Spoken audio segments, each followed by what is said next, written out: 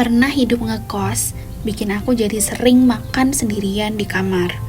Dan, seperti orang-orang umumnya, biasanya aku cari video-video yang comfort untuk ditonton di kala makan. Bisa film dokumenter, acara memasak, tutorial, atau film kartun. Video-video yang aku cari adalah jenis yang nggak bikin enek, nggak bikin emosi, dan bergenre lucu.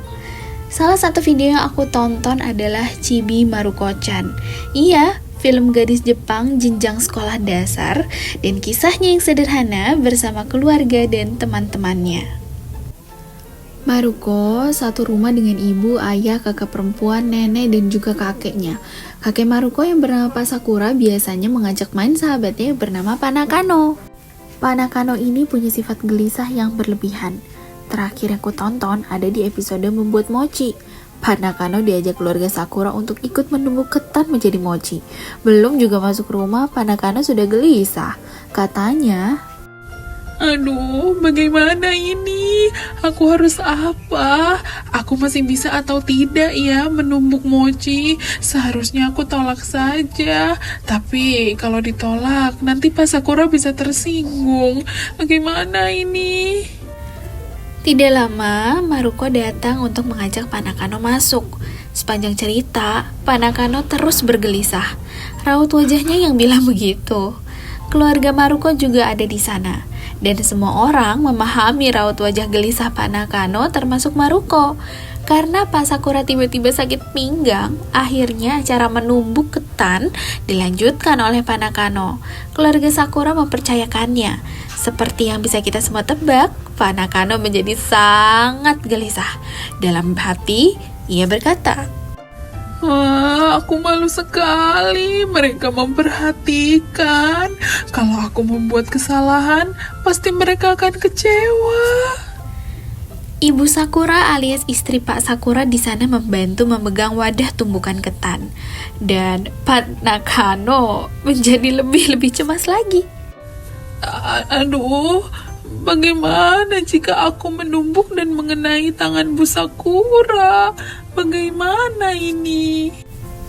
Akhirnya, Panakano dengan susah payah berhasil mengayunkan tumbukan pertamanya. Dan ia berkata, "Yeay, aku berhasil!" Ibu Maruko menyuruh Panakano untuk beristirahat sebentar.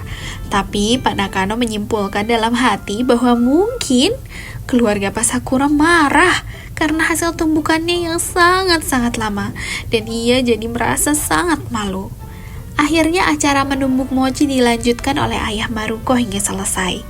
Adonan mochi yang sudah jadi kini tinggal dibentuk. Semua anggota keluarga Pak Sakura sangat antusias. Sedangkan Panakano begitu gugup ketika diajak Maruko membentuk mochi. "Pak Nakano, ayo gulung mochi bersama kami. Seru, Pak," ajak Maruko. Panakano begitu kaget dan meragukan dirinya. Tapi, apakah aku bisa? Bagaimana kalau aku salah lagi seperti tadi? Mereka tidak akan memaafkanku. Ya, memang Panakano itu overthinking itu. Pak Sakura yang berada di sana pun berusaha untuk memotivasi Panakano. "Lihat Panakano, mudah sekali. Aku saja bisa," katanya. Panakano dengan keraguan yang sangat tinggi akhirnya mencoba menggulung mochi. Pak Sakura memperhatikan dan juga memuji Panakano. Di akhir video, mochi keluarga Sakura untuk tahun baru pun selesai. Mereka makan bersama. Ibu Sakura memuji Pak Nakano karena berkatnya lah keluarga Sakura bisa menyantap mochi. Sifat Panakano ini selewat terlihat sangat lucu ya. Berkarakter, karakter kegelisahan yang sangat kental. Anxiety mungkin? Kalau melihat sosok Panakano, aku jadi ingat seseorang. Seseorang yang sering meragukan dirinya sendiri. Seseorang yang menyangka kesalahan adalah aib yang sebegitu besarnya.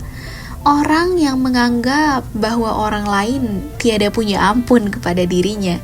Orang yang berpikir semua orang akan menyalahkannya terus-menerus. Ya, ketidakasingan ini membuatku benar-benar ingat seseorang. Dan ya ampun, ternyata dia adalah diriku sendiri. Pak Nakano terlihat seperti aku. dengan porsi dan karakter yang sedikit berbeda tentunya.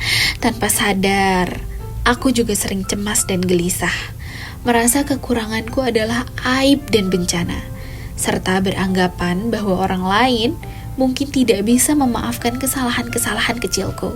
Rasanya dunia memang harus super sempurna, berjalan mulus seperti sungai. Pak Nakano beruntung berteman dengan Pak Sakura yang begitu memahaminya, yang begitu sabar dan banyak maklum atas kekurangan Pak Nakano. Maruko juga berusaha membuat Pak Nakano tidak merasa asing dengan lingkungan dengan terus mengajak Pak Nakano melihat cermin dan menemukan bahwa diriku juga punya lingkungan suportif seperti Pak Nakano. Orang-orang yang sering meyakinkan aku kalau aku bisa memaklumi kesalahan dan kekurangan, menghargai perjuangan dan mendorong aku untuk mencoba. Pada akhirnya aku menyadari bahwa aku cukup beruntung saat ini. Meski kadang aku menyakiti diri sendiri dengan meragukan kemampuan yang aku punya, aku masih banyak terselamatkan dengan orang di sekitarku. Pak Nakano, tenang saja ya. Semuanya pasti akan baik-baik saja.